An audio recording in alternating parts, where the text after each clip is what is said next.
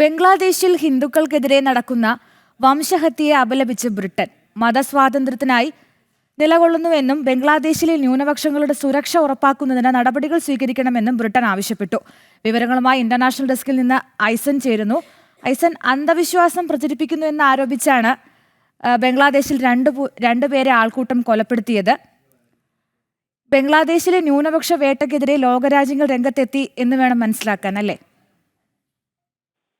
തീർച്ചയായും അശ്വതി, ഇപ്പോൾ നമുക്ക് ലഭ്യമാകുന്ന വിവരങ്ങൾ അനുസരിച്ച് ബ്രിട്ടൻ ശക്തമായി ഇക്കാര്യത്തിൽ അപലപിച്ചിട്ടുണ്ട് എന്നാണ് മനസ്സിലാക്കാൻ സാധിക്കുന്നത്. നമുക്കറിയാവുന്നതാണ്, ദിബു ചന്ദ്രദാസിനെയും അതുപോലെ തന്നെ അമൃത് മണ്ഡലിനെയും കൊലപ്പെടുത്തിയിരുന്നു. ഇതുപോലെ തന്നെ ഇത്തരത്തിൽ ഇസ്ലാമിക ഭീകര സംഘടനകളുടെ പിന്തുണയുള്ള ഒരു ജനക്കൂട്ടമാണ് ഇവരെ രണ്ടുപേരെയും കൊലപ്പെടുത്തിയത്.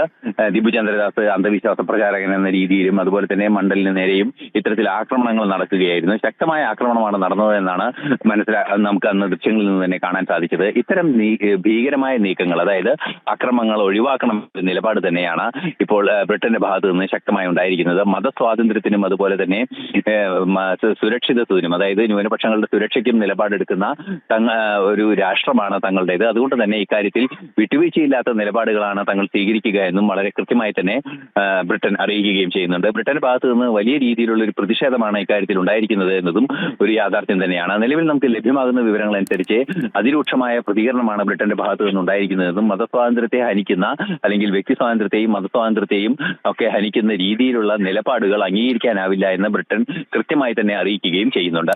അശ്വതി.